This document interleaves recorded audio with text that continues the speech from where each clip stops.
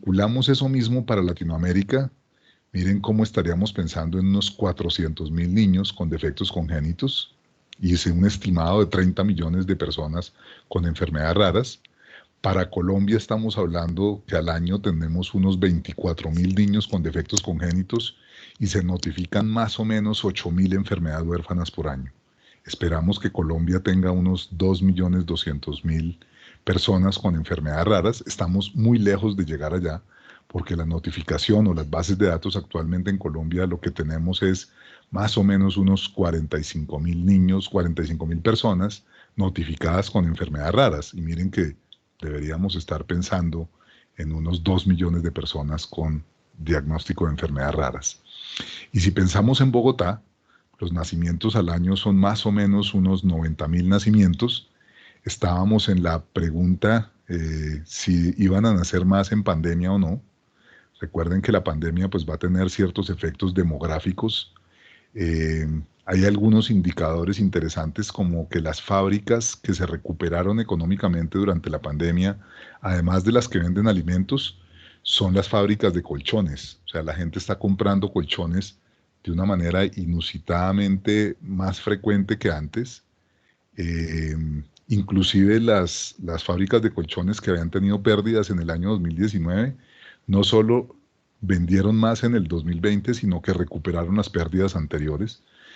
No sabemos qué efecto tenga eso, si comprar más colchones hace que uno tenga más niños o básicamente se dedica a dormir, pero no hemos tenido un incremento hasta ahora, por lo menos en las primeras cifras del año 2021, en el número de embarazos y en el número de nacimientos. Pero hay que esperar un tiempo todavía a ver qué va a pasar con la pandemia. Los recién nacidos al año son 3.600 con defectos congénitos en Bogotá y más o menos unas 2.000 notificaciones, pero en Bogotá debemos esperar unos 3.040. Les doy una noticia interesante de algo que analizamos en la Secretaría la semana anterior, y es que la tasa de mortalidad infantil se cayó casi en un punto, en 1.2, la tasa de menores de un año. O sea que parece que la pandemia sí definitivamente tiene un efecto muy importante en la mortalidad, debido a que comportarse bien, a tener bioseguridad, pues evidentemente mejora la salud de todos. Muchos de estos niños que tienen defectos congénitos o enfermedades huérfanas terminan muriéndose es por comorbilidades del tipo infecciones respiratorias. Pero como no tenemos gripas, como no tenemos infecciones respiratorias, hemos disminuido las gastrointestinales, la tasa de mortalidad ha venido bajando de manera importante.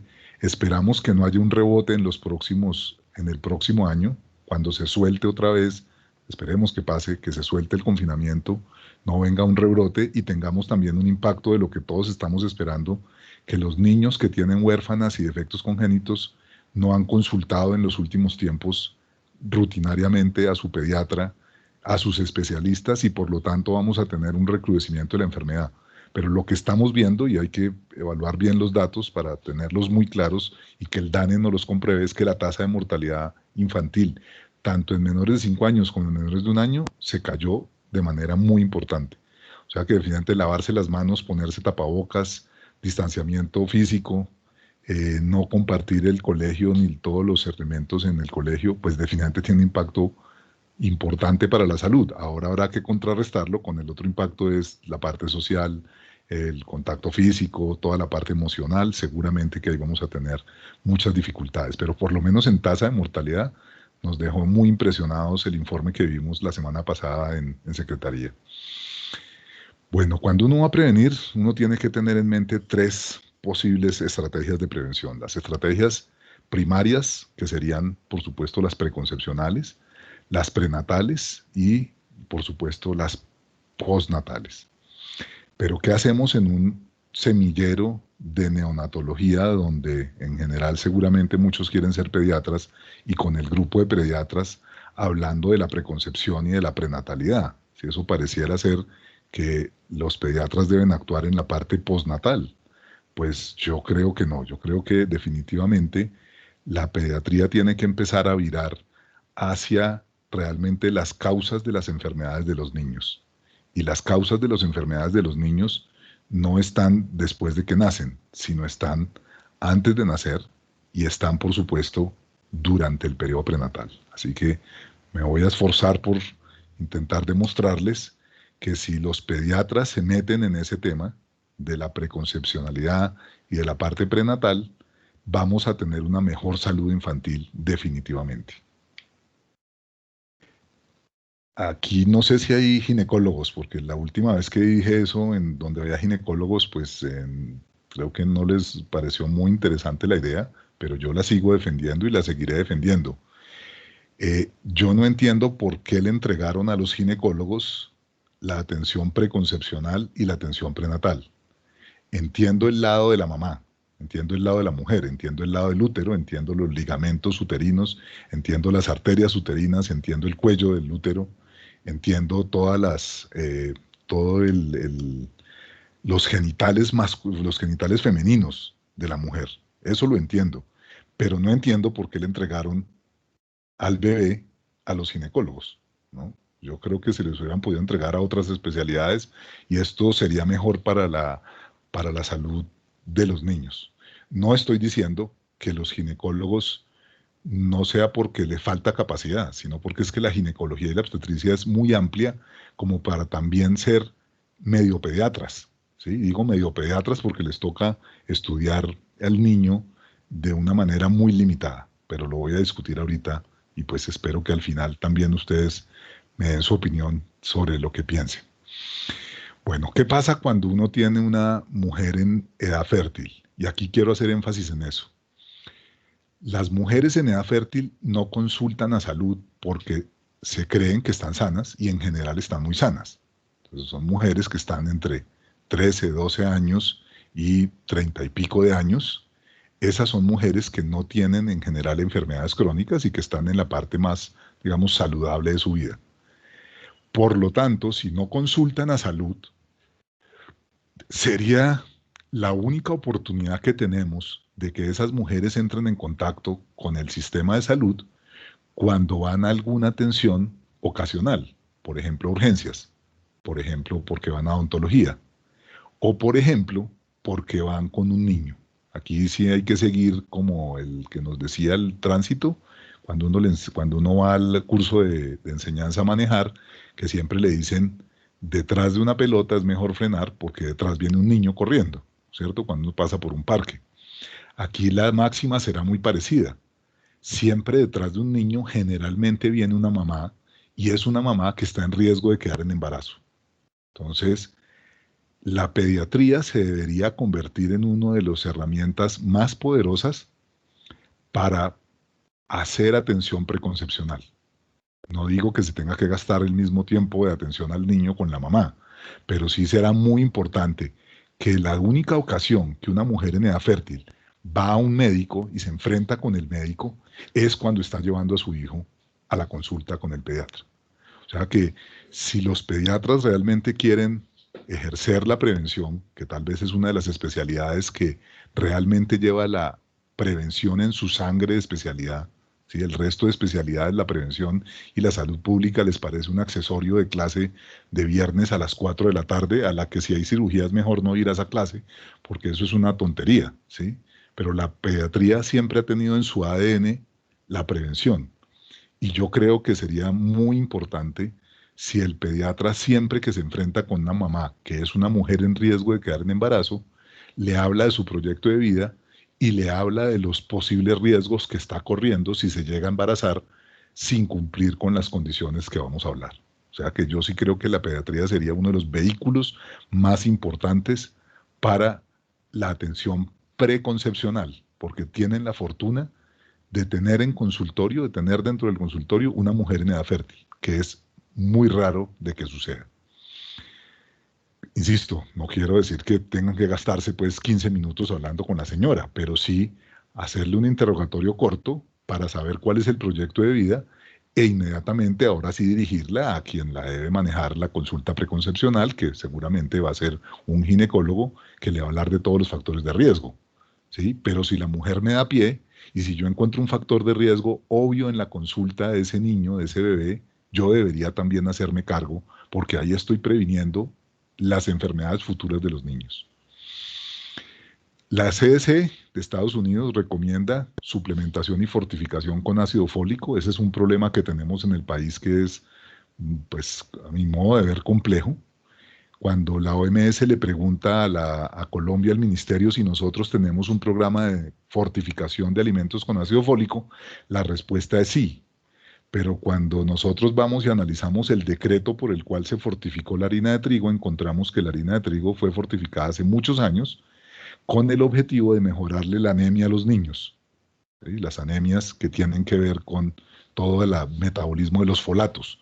O sea que realmente la dosis que se le pone de ácido fólico a la harina de trigo en Colombia no es para proteger a los niños de futuros defectos de tubo neural, sino era para proteger a los niños de anemias por deficiencia de ácido fólico. Lo que pasa es que algunas poblaciones en Colombia consumen más harina de trigo que otras. Entonces aquí digamos que hay una discriminación por regiones. Ayer vi, mi hija es fanática del programa este de Caracol de regiones. Hay una discriminación total por regiones, porque el consumo de harina de trigo en el altiplano cundiboyacense es gigantesco comparado con el consumo de harina de trigo en Antioquia o en Santander, porque estas poblaciones solo consumen harina de maíz porque comen esa arepa todo el tiempo, ¿no? La arepa blanca esta que parece icopor en Antioquia, o la arepa amarilla en los Santanderes, ¿no? Entonces, según lo que le guste a uno, consume una u otra cosa, y por lo tanto, parece ser que en Bogotá estamos mejor fortificados porque tenemos menos defectos de tubo neural que en el resto del país. Y ahí pues hay una diferencia muy importante. Así que fíjense que los factores que podrían afectar el análisis preconcepcional también tienen que ver con salud pública, y yo sí creo que en Colombia deberíamos tener una legislación específica y un control específico para fortificar arroz, no fortificar harina de trigo, no solamente harina de trigo, digo, sino además fortificar la comida, que es la comida realmente de todos los colombianos, que es el arroz. Una mujer que quiere quedar en embarazo debe suspender el consumo de alcohol, las drogas o el cigarrillo. Eso parece una verdad de perogrullo, eso es más que evidente. Pero miren que el problema que tenemos con la suspensión del alcohol, porque yo tengo que pensar es cuándo voy a suspender el alcohol, y ojalá pues que no consuma drogas o cigarrillo, porque generalmente las mujeres hacen la suspensión del consumo es cuando creen que están en embarazo. Por lo tanto, aquí tenemos que hacer un énfasis gigantesco en que el control preconcepcional de las mujeres en edad fértil debe hacerse es antes de quedar en embarazo, ¿sí? Evidentemente por eso es preconcepcional, pero la mujer debe considerarse desde antes de que quede en embarazo, porque si ella está consumiendo alcohol, drogas o cigarrillo y espera a que venga el retraso de la menstruación, ya con el retraso tiene por lo menos 2 semanas de embarazo. O sea que sometió a su hijo a sustancias de riesgo, teratogénicas, ¿no? Que eso lo hablamos en la anterior reunión, y por lo tanto ahí tenemos una dificultad grande en la parte preconcepcional. Tengo que suspender los mecanismos, los medicamentos que pueden ser posiblemente teratogénicos, tengo que cuidarme de las infecciones, que ya también lo hablamos en la anterior reunión, y miren, tengo que cuidarme de la obesidad. Embarazarse con un índice de masa corporal por encima de lo normal aumenta el riesgo de tener defectos congénitos. O sea que yo, cuando tengo una mujer que me llega al consultorio de pediatría con un bebé y yo veo que es una mujer que está en franca obesidad y que tiene riesgo de volver a quedar embarazada, tengo que decírselo. ¿Sí? Es fundamental que esa mujer tenga la percepción del riesgo, porque además ya le estoy viendo el factor de riesgo, o sea, la estoy viendo a la señora que está obesa definitivamente. Así que será muy importante decírselo. Esas son del CDC. Cuando miramos otras recomendaciones preconcepcionales fuera del CDC, como en el ECLAM, en OMS, en otros sitios, vemos que por supuesto hay que investigar los antecedentes familiares. Esto es fundamental. Necesito preguntarle a las personas quiénes tienen enfermedades previas. Y es muy importante preguntarle también a mi pareja. Y ahí tenemos otro problema. Y es que algunas mujeres tienen embarazos no planeados, quedan inadvertidamente embarazadas de inclusive de personas que no saben quiénes son, ¿sí? Y si no sabe el nombre de la persona, pues con mucho menos va a saber qué enfermedades hay en la familia. Entonces, la recomendación que vuelve a aparecer de Perogrullo es que cuando usted vaya a tener un hijo con alguien, por favor le pregunte los datos básicos como el nombre, el teléfono, la dirección y además si hay algún antecedente de enfermedades familiares, porque eso me aumenta el riesgo a mi hijo, ¿no? La estadística que tenemos es realmente muy compleja.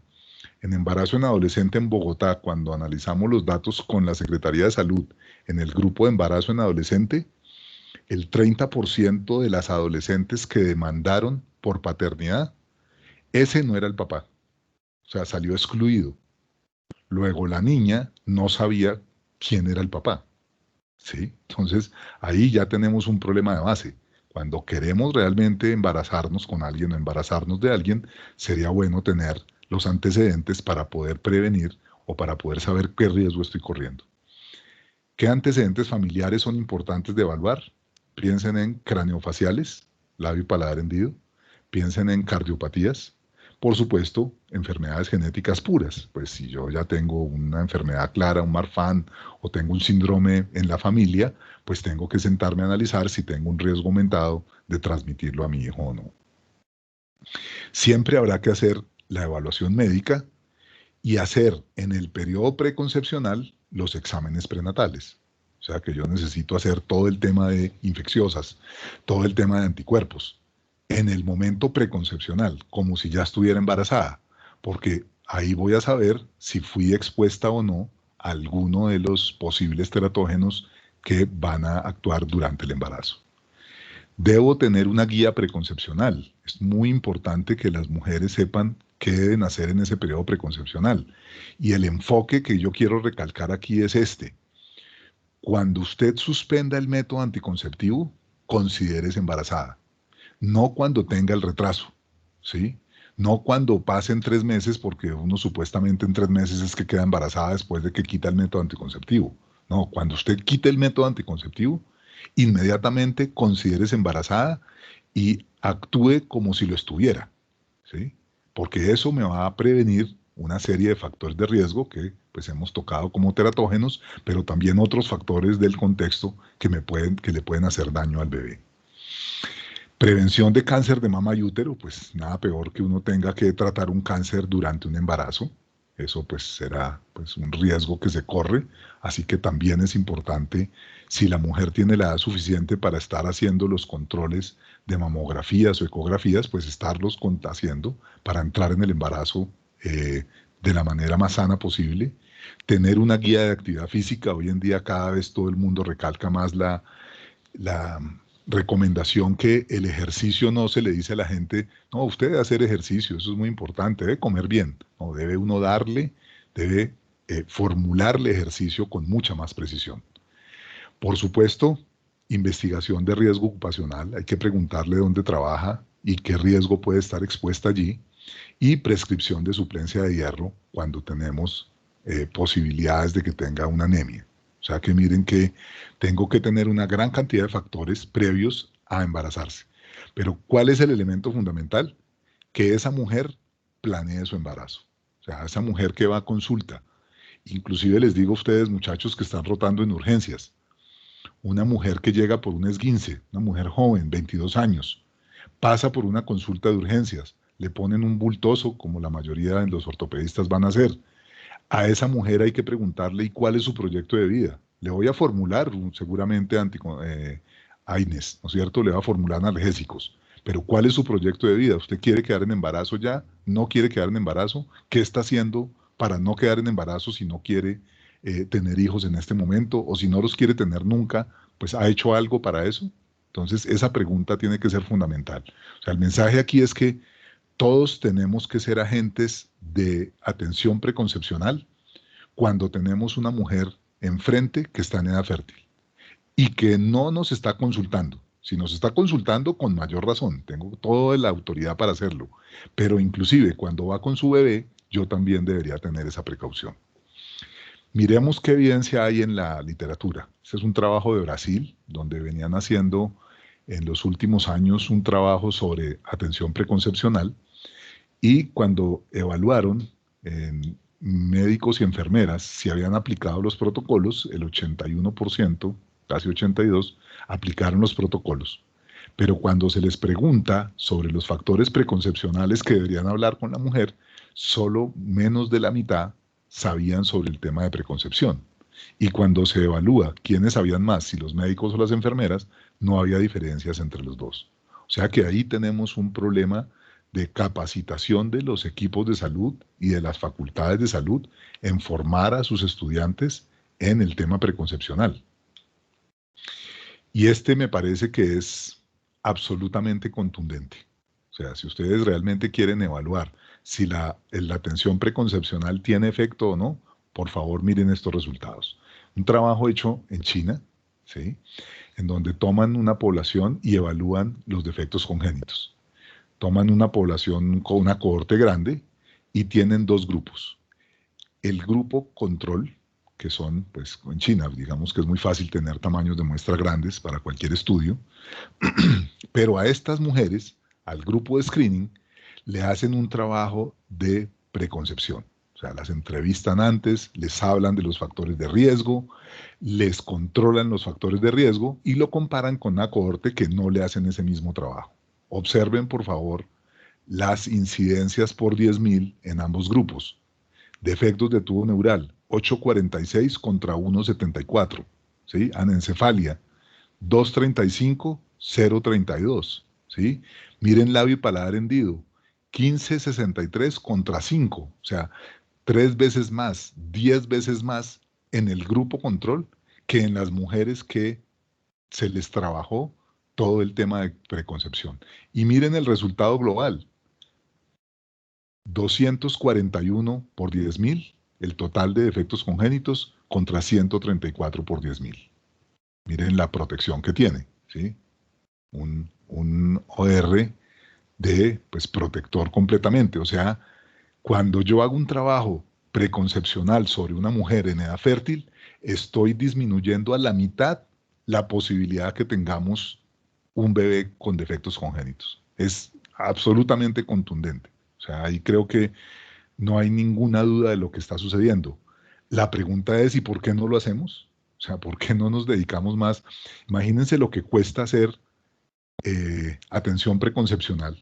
Es un consultorio, unas personas formadas, una enfermera o un médico que está formado, hablarle a la mujer, evaluar los factores de riesgo, hacer que ella los cambie y ahí sí embarazarse, ¿no? O sea, miren que pues esto realmente no es nada muy impresionante, pero costo efectivo es brutalmente costo efectivo. O sea, tratar un niño con un defecto de tubo neural, ¿saben lo que vale un niño con defecto de tubo neural? Lo que nos cuesta un niño con labio y paladar hendido, con unas secuelas de espina bífida, por ejemplo, en silla de ruedas, es realmente aterrador, ¿no? Comparado con lo que podemos hacer si trabajamos la preconcepción en las mujeres en edad fértil. Así que, pues un primer mensaje que quiero dejar aquí, esto lo dejaría para cualquier especialidad, no estamos hablando solamente para pediatría o neonatología, lo dejaría para todas las especialidades, es, no puede ser que por mi consultorio pase una mujer en edad fértil y yo no le hable de la preconcepción. Yo no le hable, bueno, tiene anticoncepción, piensa tener hijos, no los piensa tener. Aquí es un problema de decisión personal. Aquí no estamos tratando de hacer que la gente tenga o no tenga hijos. Lo que estamos tratando es que planee tener hijos, ¿no? Otro elemento, el ácido fólico. O sea, más barato que el ácido fólico no puede haber. O sea, son de los medicamentos tal vez más baratos que existen. Los tratan de mezclar con otros multivitamínicos para que la pastilla, pues por lo menos valga 200 o 300 pesos. Pero si hicieran solamente de ácido fólico, realmente la pastilla costaría 10, 15 pesos, ¿no? Y menos, probablemente. Entonces, y es uno de los que mayor impacto tiene. Miren ustedes cuando uno habla de pacientes que están consumiendo antagonistas del ácido fólico. Miremoslos desde el otro punto de vista.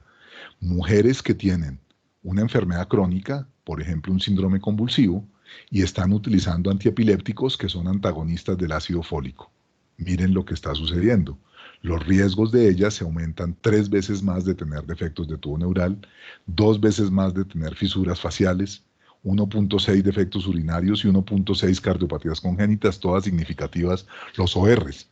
O sea que miren el trabajo que hay que hacer.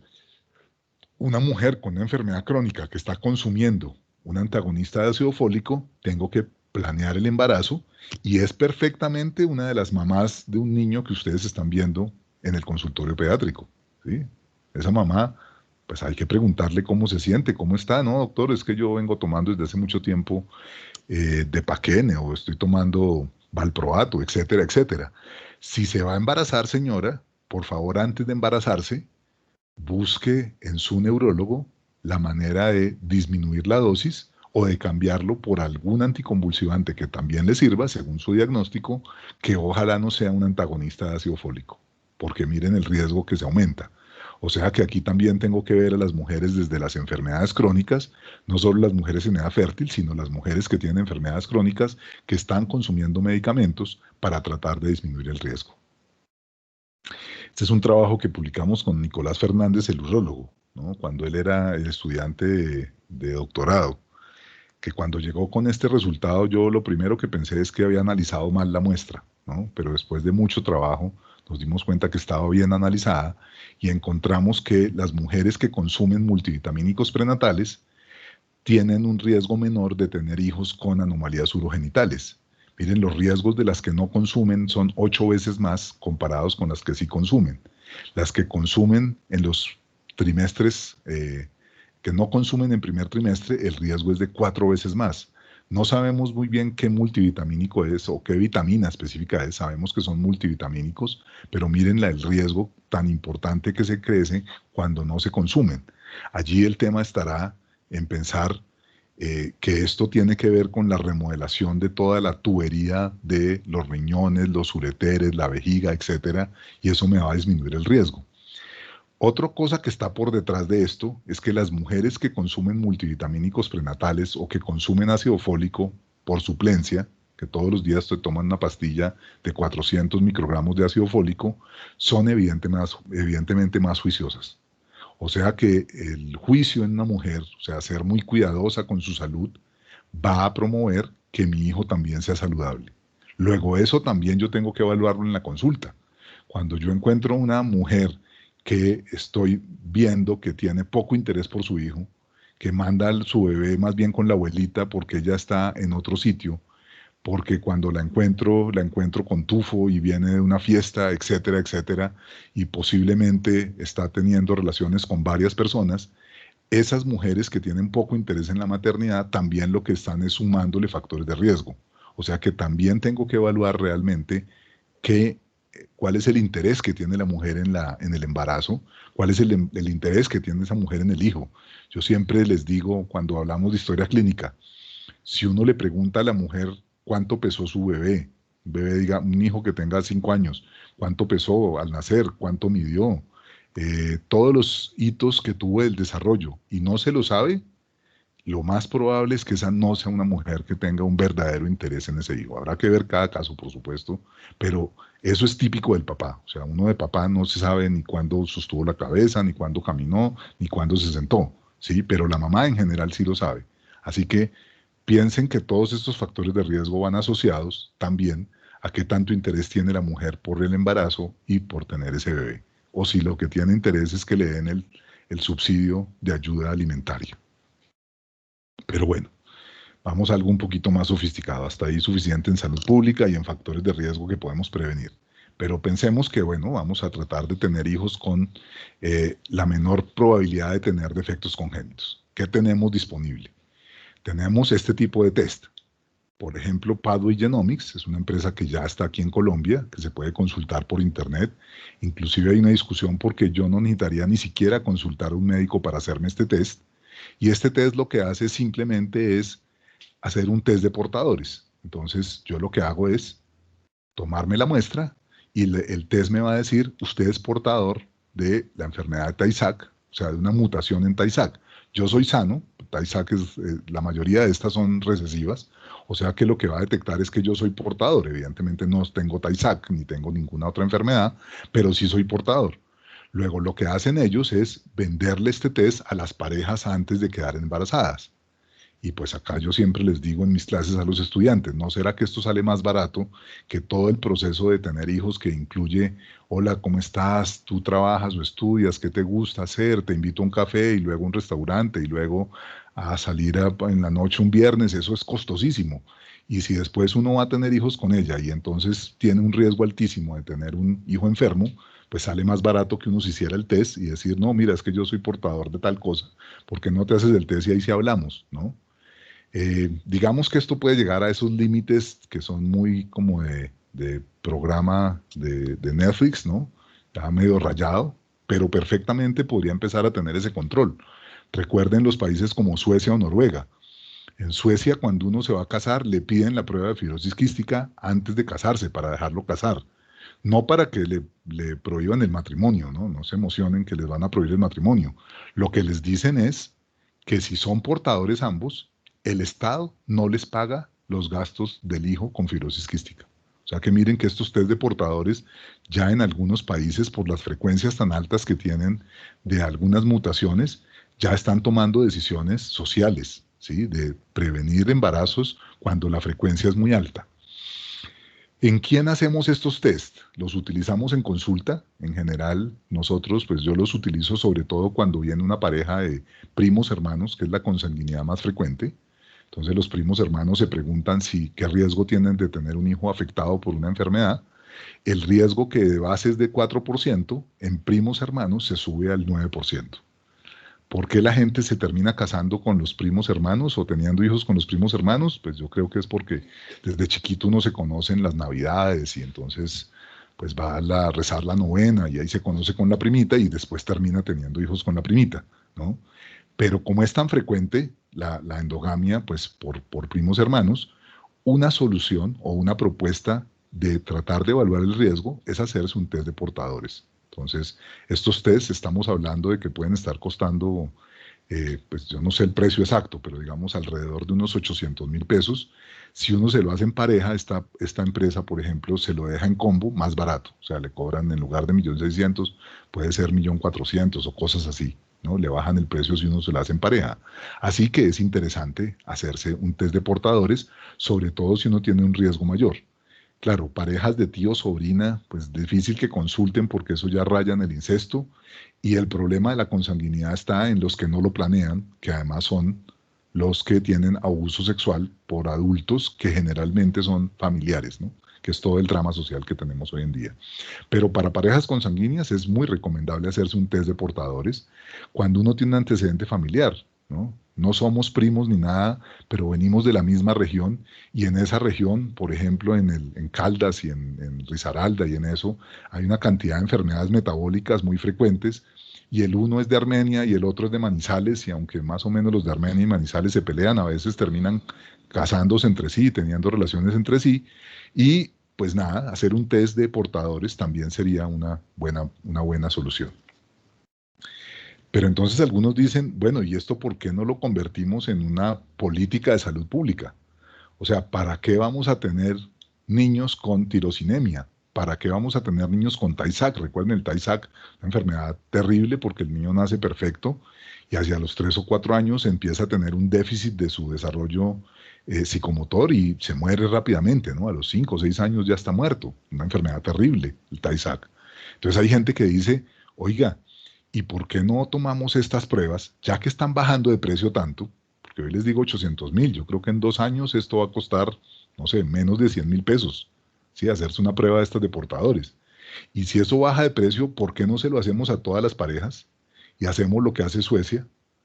Si usted va a tener un hijo con alguien y son ambos portadores de Tay-Sachs, usted no le pagamos el tratamiento, la EPS no le cubre, ¿no? Colombia no creo que haga eso porque en general Colombia es un estado garantista brutal, ¿no? Aquí cubrimos todo. Pero miren que esta nueva tecnología no solamente tiene implicaciones sobre resultados individuales, sino que podría tener implicaciones sobre resultados poblacionales. Si uno hiciera test a todo el mundo, todos deberíamos tener el test preconcepcional. O sea, uno en la discoteca se sienta y dice, bueno, ¿y tú eres portadora de qué? No, yo soy portador de tal cosa. Ah, bueno, hasta luego. Gracias porque yo también. Algo así. Sí, podría manejarse el tema.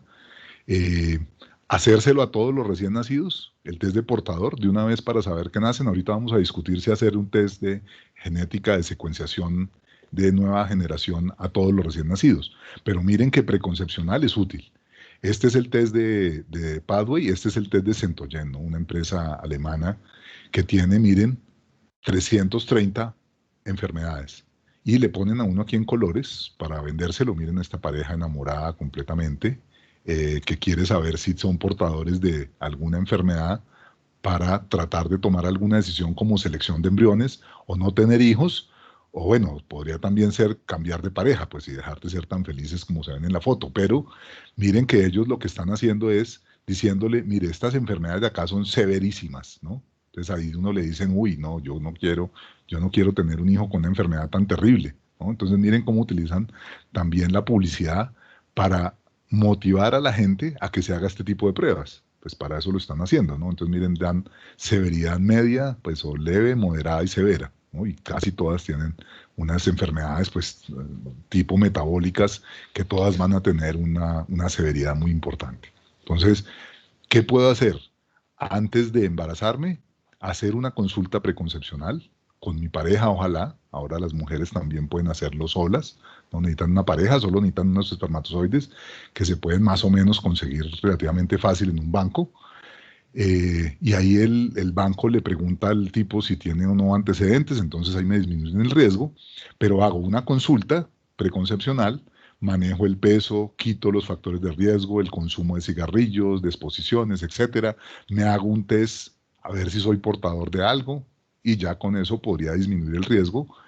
Calculamos más o menos un 2%, ¿sí? O sea, si uno se hiciera todo esto, puede salir un poco exagerado y costoso, ese riesgo del 4% que tienen todos los seres humanos, si uno le sumara este tipo de exámenes y un cariotipo, porque faltaría hacerse un cariotipo, pues recuerden que uno puede tener, casi el 1% de la población tiene translocaciones balanceadas, que no se me nota nada, pero que cuando ya tengo el hijo, ahí se va a desbalancear. O sea que si uno se hiciera un cariotipo, le sumara un examen de estos de portador y además atendiera todas las recomendaciones de los factores de riesgo, doctoras, también eso les sirve para ustedes, a todas las que están aquí, que la mayoría son mujeres en edad fértil, ese 4% se cae casi al 2%. Miren, muy interesante, uno baja a la mitad del riesgo general que tiene la especie, ¿no? O sea que pues, y el mensaje, vuelvo y lo repito, tenemos que trabajar eso en las mujeres en edad fértil. Las que consultan a la preconcepción, qué bueno que consulten, pero esas no están tan preocupantes. Las que son preocupantes realmente son las que no consultan, porque esas son las que se están exponiendo a los riesgos del cual estamos hablando. Entonces, fíjense esa importancia de trabajar con mujeres en edad fértil y principalmente las que no les gusta ir al médico, las que no están planeando el embarazo, las que le dicen a uno es que yo no tengo vida sexual activa, ¿sí? Pero qué tal que las vacunen y empiece la vida sexual activa. Entonces, en cualquier momento, en cualquier fin de semana, puede empezar la vida sexual activa. Así que la mujer tiene que estar preparada. ¿Qué pasa si consigo pareja dentro de poco? ¿Qué método anticonceptivo voy a usar si no quiero tener hijos? Si quiero posponer el embarazo. ¿Sí? Es un tema de proyecto de vida, no un tema de anticoncepción. Es un tema de proyecto de vida. Bueno, ahora vamos con que Colombia tiene la posibilidad de cubrir todos esos elementos. Para eso se hizo la ruta de atención integral materno-perinatal. O sea, tenemos herramientas normativas que nos permiten generar esas estrategias de prevención. Miren cómo el resumen de la ruta empieza en la atención preconcepcional. ¿Sí? Aquí está muy centrada en que la EPS tenga un consultorio que diga atención preconcepcional. Ahí creo que tenemos que mejorar. Yo creo que todos los que trabajamos en salud, auxiliar de enfermería, la enfermera que es la que más habla con el paciente hospitalizado, la enfermera desde la unidad de recién nacidos, que es el que charla con la mamá y con el papá muchísimo. ¿Y ustedes qué piensan de tener más hijos? ¿Han pensado en tener? No, no queremos más. ¿O sí queremos tener 5 más? Eso es importante hablarlo y esos tiempos muertos, esos tiempos de visita, cuando hablan con el equipo de enfermería, sí que serían importantes para promover la preconcepción. El tiempo muerto cuando se está en la sala de espera de la consulta pediátrica, de cualquier otra consulta, ahí sería muy importante trabajar la preconcepción. Está el tema de la interrupción voluntaria del embarazo, que será hoy en día una decisión de esa mujer, y está luego el tema del control prenatal y del seguimiento completo cuando ya nace el niño, niños que van a tener complicaciones, y luego la atención hasta la adultez y hasta la vejez. Entonces, fíjense que la ruta me empieza a dar realmente unos elementos muy interesantes para protegerme. Siguiente, prenatal. Vamos a las recomendaciones de la OMS. Hay que hacer mínimo 8 controles prenatales. El primer contacto ojalá a la semana 12. Ahí dicen el número de semanas de contactos, suplementar con hierro de ácido fólico. Esto lo hacen solamente los países pobres. Los países ricos en general se aterran de por qué uno le da ese tipo de cosas a las mujeres en no están enfermas. Y hay que hacer ecografías, ¿no? El problema es que hoy las ecografías a la gente les dio por meterlas en el álbum de las fotos, ¿no? Complementa el álbum de fotos. Y no debería ser, o sea, debería haber sitios donde le tomen a uno fotos del bebé con ecografía, y debería haber sitios de diagnóstico ecográfico. La sensibilidad de la ecografía. Miren, en Europa puede uno encontrar sitios que tienen sensibilidad del 64% con este intervalo de confianza. En Latinoamérica hay pocos estudios hechos masivos realmente. Este estudio hecho por el ECLAM tiene una sensibilidad a la ecografía en Latinoamérica del 56%, ¿sí?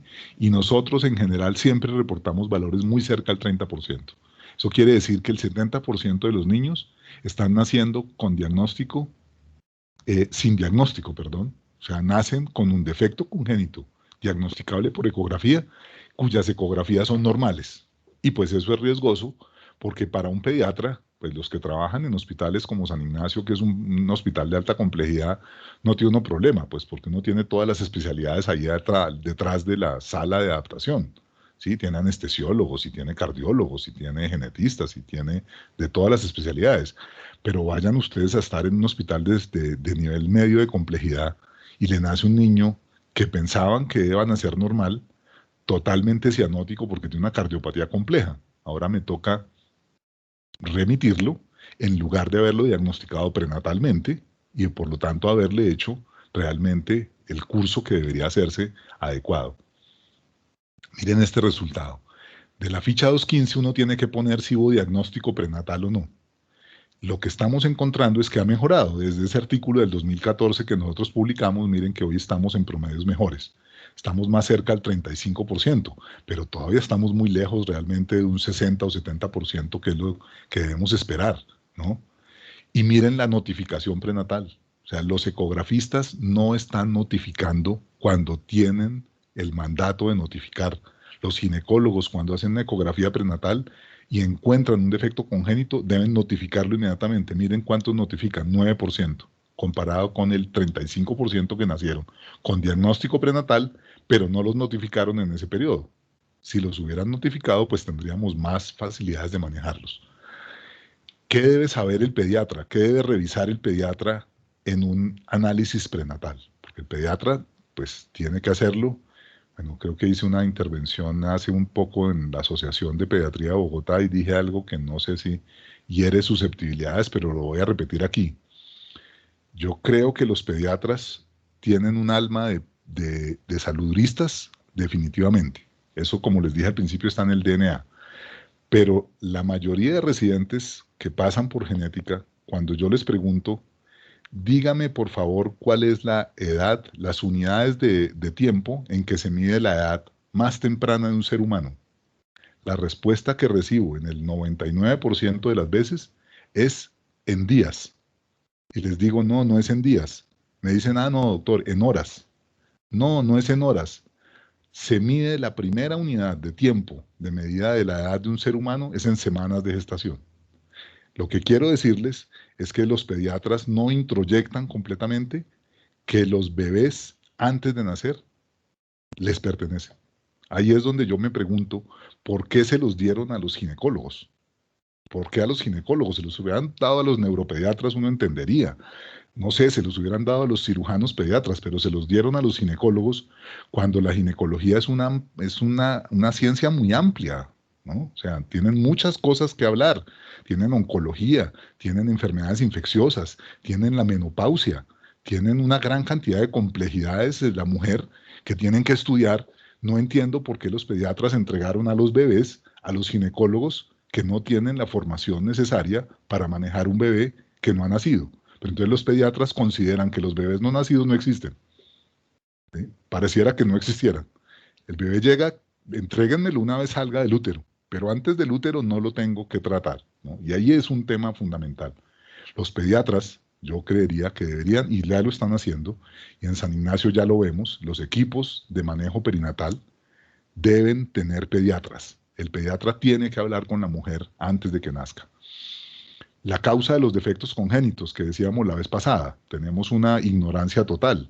Pues de ahí es lo que debemos preguntarle a una mujer cuando está en la edad prenatal, ¿no? ¿Tiene enfermedades crónicas? ¿Está consumiendo medicamentos? ¿Sí? ¿Tiene una discapacidad que no le permite después hacer todo el proceso del parto?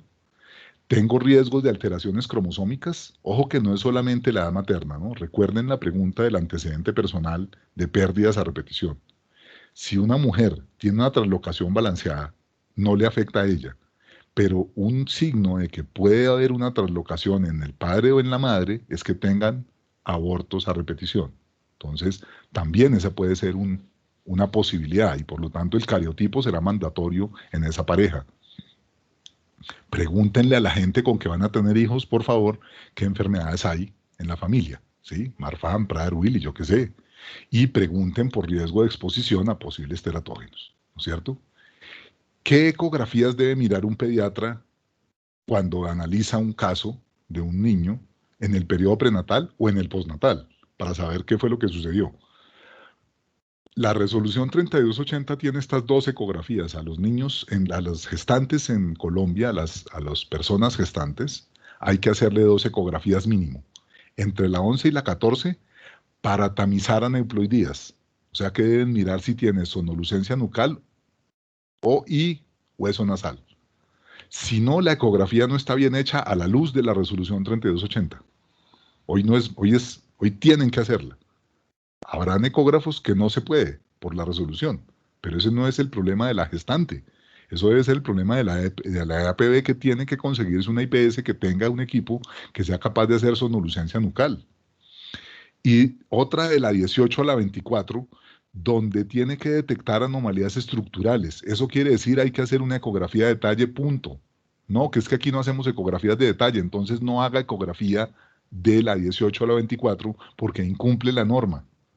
Y en eso me la he pasado en los últimos años discutiendo con los ginecólogos, porque entonces aquí hay una serie de ecografías que son ecografías de tamizaje, ecografías de baja resolución, ecografías mal hechas. ¿Cuál es la ecografía bien hecha? La que en la semana 11 a 14 busca neoploidías y la que en la semana 18 a 24 busca anomalías estructurales. Eso quiere decir, en otras palabras, ecografía de detalle. Si la ecografía no le mira cada parte del cuerpo a ese bebé, no es una ecografía bien hecha de la 18 a la 24. Y deberían reclamarlo. Y eso debería reclamarlo el pediatra. Por eso debería estar en el equipo de perinatólogos y hablar con la señora. La recomendación, hay muchos protocolos, pero digamos los que he leído, el protocolo más frecuente es que la pediatra hable con la embarazada cercano a la semana 24, ¿sí? Semana 22, semana 26. No muy cerca al parto porque ya la mujer está pensando en otra cosa, ni tampoco tan lejos porque no se va a acordar de lo que le dijo el pediatra y ella no está previendo los riesgos. Pero el pediatra debería intervenir en el embarazo porque, insisto, el niño no se lo podemos dejar a los ginecólogos. El niño se lo tenemos que dar a los que saben de niños, que son ustedes. Por favor, no estoy denigrando de los ginecólogos. Por favor, lean los programas de ginecología a ver cuánto tiempo le dedica un residente de ginecología a la ecografía prenatal y a la fisiología de los bebés. Y van a ver ustedes que son poco tiempo. Pues por supuesto, porque es que tienen muchas otras cosas que aprender. Pero entonces la sugerencia es, ustedes, los pediatras, los neonatólogos, deberían estar ahí en esa semana 24 mirando estas ecografías y diciendo esta ecografía no me sirve porque no cumple la norma y no me sirve porque no me dice si tiene o no anomalías estructurales. Bueno, hoy en día hay de todos los memes que uno puede encontrar, ¿no? En internet. Y vamos ya, pues para terminar la parte prenatal, postnatal va a ser muy corto, porque pues ya ustedes son la mayoría pediatras, así que o tienen mucho interés en pediatría, pero el test molecular prenatal también es otra opción. Así como hay un test molecular preconcepcional, también tenemos test moleculares prenatales que se pueden hacer con estrategias invasivas, como tomar una amniocentesis o una vellosidad coriónica, o con estrategias no invasivas que son las más interesantes. Entonces aquí vemos cómo cuando yo tengo una mujer que tiene una edad superior a los 35 años, antecedentes o hallazgos ecográficos que me sugieren que hay algún problema, una historia con antecedentes de anomalías cromosómicas, riesgos elevados de aneuploidías por la prueba de sonolucencia, de marcadores, de triple marcador o todos esos, o que yo ya sé que ella tiene una translocación balanceada, pues es muy útil hacerle un test prenatal, ¿cierto? Y hoy en día los test prenatales pues son no invasivos, o sea que le tengo que tomar la muestra es en la sangre de la mamá. Hay que entender que no es una prueba diagnóstica, esto es una prueba de tamizaje, así que si el pediatra recibe esa información, tiene que saberla interpretar, no me están diagnosticando. La mujer tiene que saber que si se hace esta prueba de tamizaje y le sale positiva, tendrá que tomar la decisión de hacerse una amniocentesis ahora sí para confirmarla o no. Por ejemplo, si me están hablando de un síndrome de Down, aunque son definitivamente cada vez tienen mayor sensibilidad y mayor especificidad. Recuerden que lo que buscan es DNA del bebé en la sangre materna. El bebé todo el tiempo en la placenta está dejando ir pequeños fragmentos de DNA libre que se pueden encontrar con técnicas muy sensibles y se hace un balance y se compara con el de la mamá y se puede saber si hay un exceso, por ejemplo, de marcadores del 21, con lo que uno tendría un tamizaje o una sugerencia de tener una trisomía 21.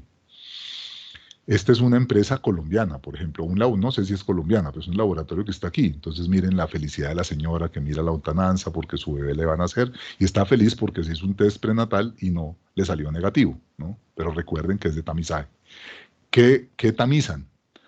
Hay un panel estándar que vende esta empresa, tome cualquier ejemplo, y un panel plus, ¿no? Entonces miren que aquí me tamizan las cromosómicas, ¿no? Y además me dicen el sexo fetal, que aquí ya empieza a ser mucho más preciso.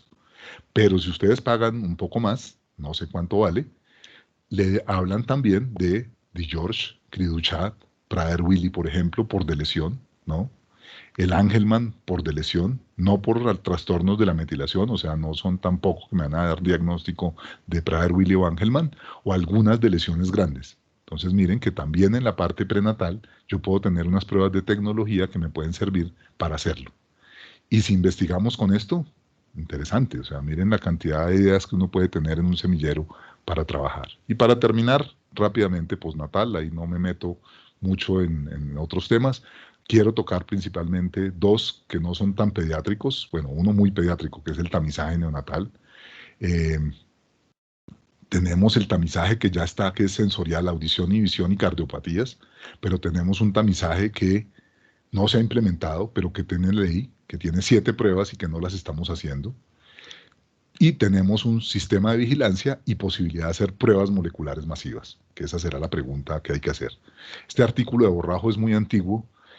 Aquí realmente Colombia queda en el grupo 3, porque básicamente Colombia tiene un programa descentralizado de hacer TSH, pero cuando uno lee ahí programa descentralizado uno se imagina que hacemos tamizaje, pero cuando uno va a ver realmente, comparándonos con Latinoamérica, estamos realmente muy mal. Fíjense que ahí solamente hay 2 unos, El Salvador y Colombia, ya que es de esconderse, ¿no? O sea, tamizar en Colombia es de esconderse.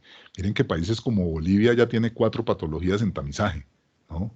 Brasil tiene 3 patologías en promedio, pero hay algunas regiones, como las regiones ricas del sur, que tienen muchas más patologías.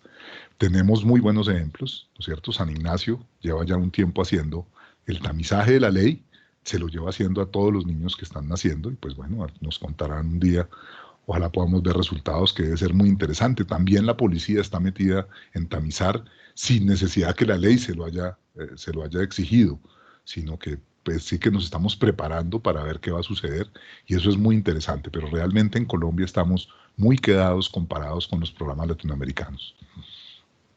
Y si pensamos en tamizaje de cardiopatías, hasta ahora lo estamos realmente implementando, ¿no? Miren que algunos países lo tienen, como siempre Costa Rica, que es un ejemplo de todo lo que tenga que ver con prevención, pero muchos países no lo tienen y Colombia, aunque tiene la ley, aunque tiene la norma, yo creo que no se hace, ¿no? Yo creo que en general se hace realmente en las ciudades grandes, se hace en los hospitales donde hay pediatras, pero recuerden que muchos hospitales en Colombia no son manejados por pediatras y eso de vigilar con la pulsoximetría preductal y postductal, pues no lo hacen en casi ninguna parte. En sistemas de vigilancia sí, realmente tenemos un avance. Colombia es uno de los líderes de sistemas de vigilancia comparado con el resto de Latinoamérica. Costa Rica tiene un excelente sistema, ¿cierto? En Colombia, en Argentina, el RENAC empezó en el 2010 muy parecido a Colombia y es un magnífico sistema de vigilancia, tiene una forma de hacerlo muy buena, aunque no cubre el 100%. Pero bueno, Colombia tiene un sistema de vigilancia muy interesante. Y para finalizar, ¿cuál es uno de los grandes sufrimientos del pediatra, ¿no? Del neonatólogo? El niño que llega a la unidad de recién nacidos, entra con hipoglicemia y el niño tiene hipotonía y llora y no come, ¿no? Eso, el problema de todos los niños recién nacidos es que todos hacen lo mismo para todas las enfermedades, entonces pues toca ser neonatólogo realmente para saber qué es lo que le pasa al niño. Y ese niño no mejora de peso, no aumenta de peso, no mejora, sigue hipoglicémico, y entonces llaman al genetista, llaman al neuropediatra y empezamos a hacerle una cantidad de pruebas, y por allá a los 2 años encontramos que tenía un error innato del metabolismo, o con buena suerte y buen trabajo a los 3 meses, ¿no? Y muchos de esos niños se nos mueren. ¿Y por qué entonces, si existe el exoma, por qué no se lo hacemos a todos? ¿Sí? Ahora pensémoslo como medida de salud pública. Ya tenemos varias experiencias y ya hay bastantes publicaciones. Miren ustedes un artículo ya en Nature, una carta, el rol del exoma diagnosticando errores innatos, ¿no? Miren que el tándem masas tiene una sensibilidad muy alta, pero ahí tocaría realmente hacer un tamizaje de tándem masas de cientos de enfermedades, que ya se hace en los Estados Unidos y en Europa. Pero un exoma tiene una sensibilidad más baja. O sea que tampoco es que me descubra todo, ¿no? El exoma no es perfecto, porque además el exoma tiene poca profundidad, o sea, no ve todas las regiones del genoma con la suficiente resolución para poder realmente encontrar la alteración. O sea que a veces se pasan algunas. Pero si el exoma sigue bajando de precio, realmente muchos unidades de cuidado intensivo neonatal en Estados Unidos ya están teniendo como norma que el niño que entre a la unidad de cuidado intensivo le hacen un exoma inmediatamente, lo que pasa es que a veces lo entregan a los 3 días. ¿Sí? Si tiene una sensibilidad del 88%, miren que voy a encontrar pues más del 80% de los niños con errores innatos del metabolismo, sin tenerle que hacer 50 enzimas y pedirle el favor al doctor Barrera y mandarlo a una cromatografía de no sé cuántas, y que no, que es que al niño le dieron un anticonvulsivante y entonces eso le cambia el metabolismo, entonces por eso el resultado no sirve del pico del cobre y no sé cuántas cosas, ¿sí? ¿Por qué no hacemos un exoma? No los encontramos a todos, pero los vamos a encontrar a muchos. Y si yo ya tengo el diagnóstico molecular de la enfermedad de error innato del metabolismo, pues arranco el tratamiento y ese niño seguramente va a tener un mejor pronóstico. Y entonces secuenciamos a todos. Cuando esto valga $40 la secuenciación del genoma, posiblemente. No encontraríamos pacientes para las 8.000 enfermedades. No se acabaría la odisea diagnóstica.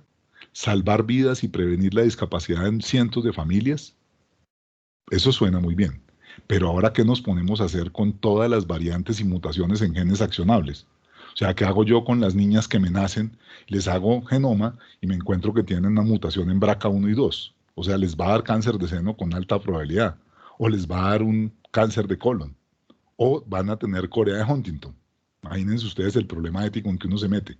Entonces, estas tecnologías son muy interesantes, pero me traen otros retos por detrás, ¿cierto? Pero digamos que muchos lo proponen solo, no para todos los niños definitivamente, sino para los que tengan que entrar, por ejemplo, a cuidado intensivo neonatal. Ahí me resolvería muchos problemas. Muchos de estos niños uno se da cuenta que esos problemas que tenían de entrar ahí a la unidad era porque de base tenían un síndrome genético que si se hubiera sabido, el manejo hubiera sido completamente diferente y seguramente hubiéramos manejado el pronóstico o no tendríamos pronóstico. Y sabemos rápidamente que no hay pronóstico y por lo tanto, pues se toman las medidas necesarias para no tener una exageración terapéutica, ¿sí?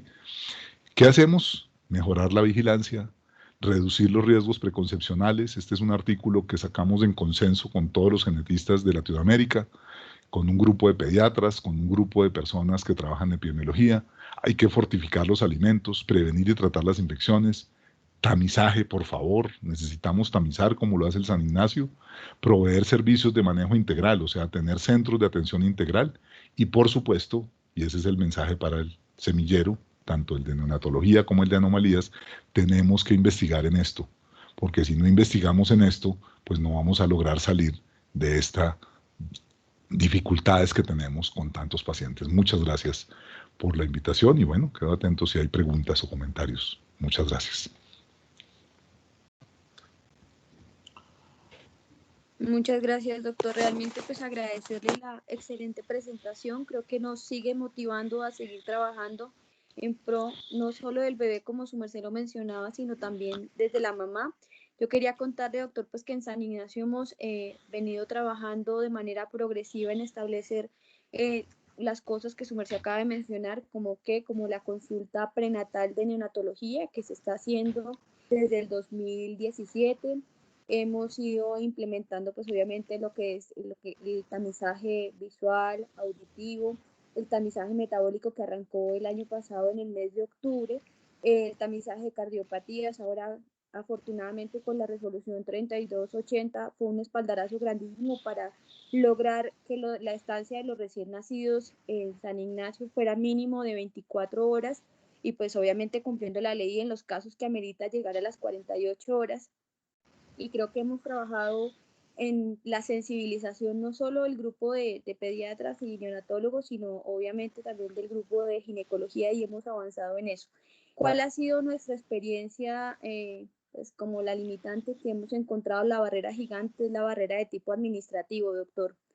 En eso estamos trabajando ahorita, pues porque las diferentes aseguradoras manifiestan en el caso puntual del tamizaje metabólico, pues que no es obligatorio el cumplimiento de la resolución 3280, sino que dieron un periodo de prueba y en eso hemos estado. Esa ha sido creo que nuestra mayor limitante. Hemos tenido acercamiento con las diferentes aseguradoras, sin embargo, la respuesta de la gran mayoría no ha sido muy satisfactoria y eso pues ha sido como nuestra gran barrera. Contarles también dentro del semillero, en este momento pues es el trabajo de promoción de una de nuestras fellows de neonatología, es contar esa experiencia de la implementación progresiva pues de todo el tamizaje pues, que debemos hacerle a los recién nacidos. No sé si la doctora Isabel Coca, que también está conectada con nosotros, quiera hablar más o decir algo, o la doctora Catalina Lince, que es como la que está liderando este proyecto. No, bueno, buenas noches. Muchas gracias, doctor Sarante, por la excelente conferencia. Pues sí, básicamente es como la pregunta iba encaminada a lo que preguntó la doctora Yaris, cómo hacer, digamos, que algo que nosotros pensábamos que era como una ley que debía darse cumplimiento, digamos, en la mayor brevedad y se trabajó muchísimo en el hospital para tratar de hacer que el tamizaje metabólico fuera una realidad, para encontrar, digamos, con las limitantes luego de las EPS y de los no pagos de los procesamientos de los tamizajes, porque pues lo que es ley parece que no es tan de obligatoriedad cumplimiento. Entonces, no sé, doctor, usted desde su punto de vista pues un poco más cercano a toda la parte, digamos, administrativa y del programa de tamizaje, no sé si tenga de pronto cómo orientarnos para poder hacer que pues se pudiese cumplir esto en el beneficio pues de los recién nacidos que vemos todos los días. A ver, lo que yo he percibido de todo este problema es que la ley salió y fue aprobada, pero los lobistas, que principalmente eran todos la mayoría eran de las CAPBs, lo que hicieron fue generar esta moratoria de 3 años. O sea, aceptaron las que ya estaban, que eran TSH, cardiopatías que vale muy poquito, y auditivas y visuales, pero le pusieron un término de 3 años para que se reglamentara el tamizaje de las otras 7 patologías, ¿no? Ahí está galactosemia, hiperplasia congénita, fibrosis quística, que es muy interesante, hemoglobinopatías. Las 7 que nos faltan. Los 3 años deben cumplirse a final de este año. El problema es que llevamos 2 años ya pensando en COVID, o sea que es muy difícil hacer cambiar, digamos, el chip del ministerio y hacerlo fijar hacia tamizaje. Pero la moratoria va a llegar a su fin y creo que las experiencias de ustedes aquí en el San Ignacio van a ser muy valiosas. ¿Qué estamos trabajando? Ahora les hablo desde la Asociación Colombiana de Médicos Genetistas. Estamos trabajando en hacer un evento que ya lo hemos comentado con las pediatras de aquí de San Ignacio, con la doctora Yaris y con la doctora Bertolotto. Estamos pensando hacer un evento en donde traigamos personas de afuera que nos digan cómo les ha ido con el tamizaje y miremos las experiencias de Colombia para ver cómo les ha ido con el tamizaje, ¿sí? Y que empecemos a definir cuáles son las técnicas que vamos a utilizar.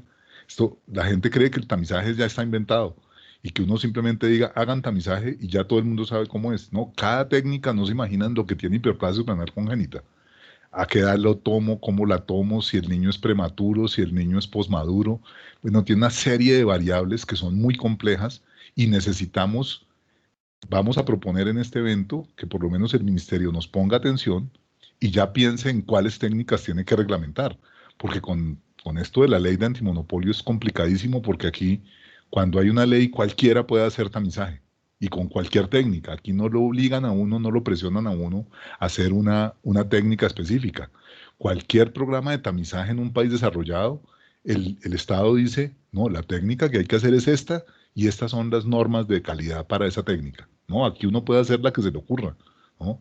Pero ya vivimos una experiencia que es las vacunas y que es COVID, ¿no? Ahí sí logramos que el Estado tomara el control y pudiera ser mucho más preciso en cómo lo maneja. O sea, lo que nosotros estamos pensando es que para el 2022 ya se acaba la moratoria y ellos tienen que reglamentar las 7 pruebas y nosotros estamos intentando apoyar ese tema y pues los estamos invitando a todos, a los pediatras, a los de los laboratorios, que empecemos a discutir cuál va a ser la técnica y cómo es que se van a hacer esas pruebas exactamente, porque tienen muchos detalles pequeños que hay que evaluarlos y que hay que hacerlo con la gente que sabe y con la gente que tiene experiencia como ustedes. Esos resultados que ustedes están mostrando de estos últimos meses van a ser fundamentales para mostrarle realmente al ministerio que sí se puede hacer y cómo se puede hacer bien. Entonces, yo creo que eso va para allá. Pues tal vez peco un poquito de optimismo desbordante, pero yo creería que la ley finalmente va a tener que aplicarse y por lo tanto vamos a lograr, pero pues los invito a que estemos promoviendo todo el tiempo el tamizaje, porque ahora con COVID pues todo se olvida, ¿no? Así es, doctor.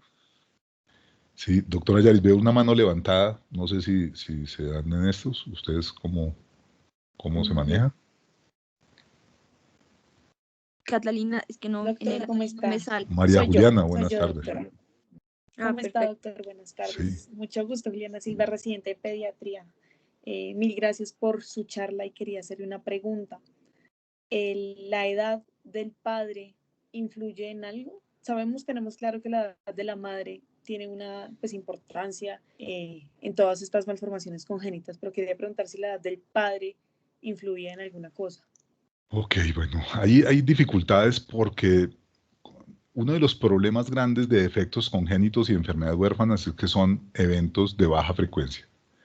Por lo tanto, están regidos por otras distribuciones probabilísticas, que no son las distribuciones que conocemos normalmente como la T o como la distribución normal. Entonces, generalmente están regidos por la distribución de Poisson, de eventos raros. Así que ahí ya tenemos un problema. Y el segundo problema es que para poder responder a la pregunta que usted me hace, necesitaríamos tener tamaños de muestra tan grandes que no se pueden hacer porque no existen. ¿Sí? No hay manera de hacerlos. Entonces, esas respuestas para saber la asociación entre la edad paterna y los defectos congénitos o algunas enfermedades genéticas son difíciles de responder. ¿Qué hay en los libros y qué vemos en la experiencia? Es que definitivamente por encima de 65 años hay un riesgo mayor de displasias esqueléticas. Ese sería como el concepto grande.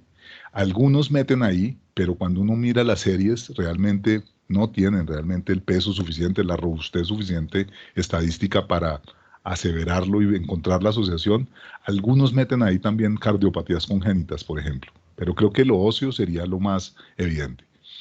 La otra parte de la respuesta es que los hombres generamos espermatozoides durante toda la vida y lo hacemos en millones de espermatozoides. O sea, nosotros somos los que promovemos la variabilidad por la vía de la mutación.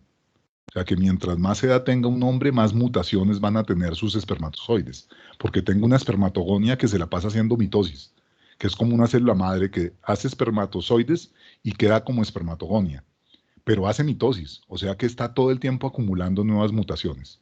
Entonces, la especie lo que quiere es ganar en variabilidad, en el fondo lo que quiere es que hayan más enfermos, ¿no? Estoy hablando desde el punto de vista biológico, por favor, no desde el punto de vista médico. Lo que quiere es que haya más enfermos, pero médico es interesante porque vamos a tener más pacientes en el futuro. Pero digamos, queremos tener más variabilidad. Entonces, ¿el hombre cómo lo aporta? Aportando mutaciones. La especie no estaba acostumbrada a tener hombres de 65 años teniendo hijos, ¿sí? Aunque algunos de 65 pues tienen espermatozoides, pero no tienen cómo ponerlos donde toca. Pero la especie no estaba acostumbrada a eso, porque supuestamente uno a los 35, 40 años ya se ha muerto. Entonces, no teníamos por qué haber hombres que tuvieran 65 años intentando tener hijos. Así que tampoco tenemos tanta información. Lo que sí sabemos es que hijos de hombres añosos van a tener un mayor riesgo de ser portadores de esos espermatozoides de diferentes mutaciones. Y por lo tanto, me incrementan el riesgo, pero no está medido, porque no son suficientes las cohortes de hombres de 65 años que tengan hijos. Y tenemos un problema que hay que nombrarlo, y es que el 10% de los seres humanos no son hijos del padre que creen ser.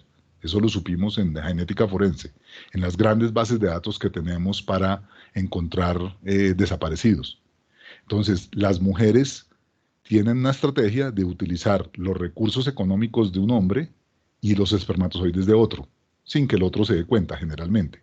Entonces, muchos de esos hombres que tienen 65 años, muchas veces no son los que ponen los espermatozoides, así que tampoco los estudios es fácil hacerlos si uno no hace una prueba de paternidad para realmente saber la asociación que existe.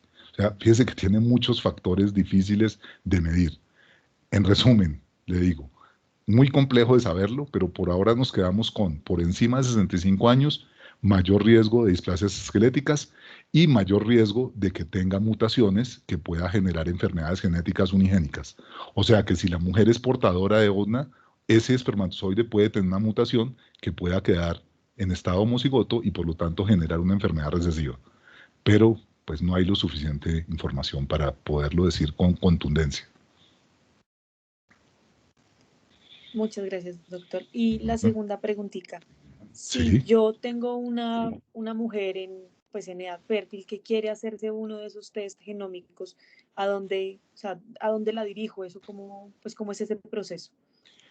La sugerencia sería que vaya a una consulta preconcepcional con el ginecólogo y si realmente tiene un riesgo muy elevado porque tiene antecedentes en la familia, la sugerencia sería que vaya a un genetista para que el genetista sea el que calcule el riesgo y evalúe si este tipo de pruebas sí realmente tiene utilidad. Mucha gente se las hace sin ir al médico, porque esto se puede hacer por internet. Usted paga con su tarjeta de crédito y le mandan el resultado por correo electrónico. Sí, le mandan unos tubitos que usted los llena de saliva y los manda por correo y le devuelven el resultado.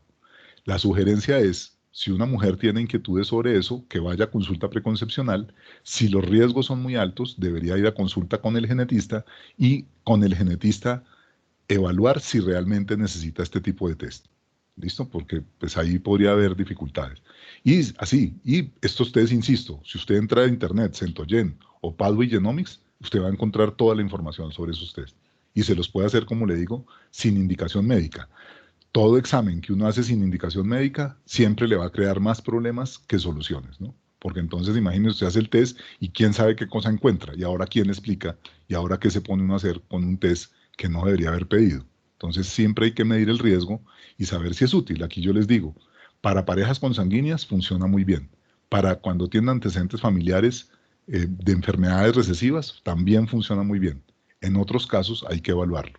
Pero pues la idea sería ginecólogo preconcepcional o genetista si tiene un alto riesgo. Muchísimas gracias, doctor. Y tenemos otra mano levantada. María Paula. Sí, soy yo. Buenas noches, doctor. Es que quisiera saber, usted mencionó mucho al principio de la charla cómo era importante, digamos, como dar esta información prenatal en las consultas y en los momentos cuando estemos con mujeres en edad fértil. Pero quisiera saber, Preconcepcional. sí, eso, perdón. Sí. Pero quisiera saber cómo podríamos llevar esto de pronto a personas que no van a hospitales, que no se encuentran en nuestro medio, de pronto personas que se encuentran en áreas rurales, que no tienen tanta accesibilidad a esto, pero que igual pues aportan, me imagino yo, muchísimo a pues las malformaciones congénitas. ¿Cómo haríamos para llegar hasta ellos? Dos estrategias que han tenido pruebas de ser exitosas han sido la experiencia de trabajar con colegios y con universidades, ¿sí? Con sitios de educación, en donde yo pueda hacer realmente un trabajo preconcepcional sobre grupos. En los colegios tiene el problema de cuando yo hablo de proyecto de vida y hablo de fertilidad, en general los papás tienen reticencia porque piensan que estoy hablando es de anticoncepción y que lo que estoy es promoviendo las relaciones promiscuas o relaciones sexuales en sus hijos. Entonces ahí tiene un choque importante. O sea que esto es un tema de realmente de educación sexual. Entonces experiencias positivas han sido con centros de educación. Las otras experiencias positivas, y que yo creo que eso debería implementarse, es quién tiene el control, o no, no le damos control, quién tiene influencia sobre mujeres en edad fértil. Las empresas. ¿Sí? La salud ocupacional, que es muy importante, la silla y que la espalda y que haga pausas activas y que vaya al oftalmólogo para ver bien el computador, eso está muy bien, ¿no es cierto? Pero la salud ocupacional también debería preocuparse por el proyecto de vida de las mujeres. Y ahí hay experiencias muy interesantes, porque si por una ley laboral yo tengo que estar promoviendo a esa mujer que vaya a consulta preconcepcional, tengo muy buen impacto. O sea que una forma de hacerlo es a través. El problema que usted pone son personas que no están institucionalizadas, que no trabajan en una empresa específica, que no están estudiando en una institución pues formal. Esas personas que están tan alejadas, pues hay que hacer ya planes, digamos, de salud pública, de atención primaria abiertos, brigadas que lleguen hasta allá para tratar de, cuando consultan. Ahí sí hay que aprovechar cuando las mujeres bajan al pueblo a acompañar al abuelo a la consulta, tener una persona, una jefe de enfermería generalmente, tener una persona en las salas de espera tratando de atrapar a esas mujeres en edad fértil, porque es el único momento donde yo las encuentro, ¿sí?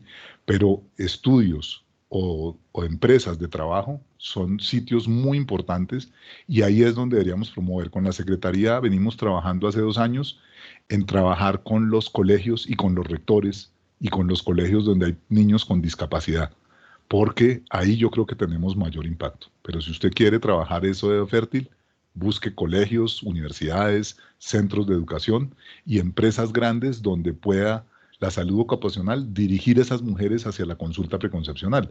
Y también le sirve a la empresa para saber cómo están planeando sus embarazos, qué expectativas tienen respecto a sus hijos, etcétera, con el mayor respeto, por supuesto, pero lo que estamos es promoviendo la salud en los futuros embarazos. Vale, muchas gracias, doctor.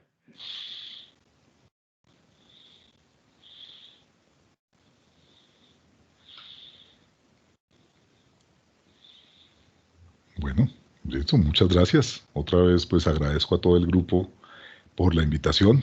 Pues para mí realmente es un placer estar aquí con ustedes y compartir estos temas que ojalá nos sirvan a todos, pues que ojalá les sirvan para tener ideas de investigación en los semilleros y pues nada, también discutir porque creo que los avances, todo lo que aprendemos de los pediatras también es muy útil y todos estos cambios que ustedes están mostrando pues son muy interesantes.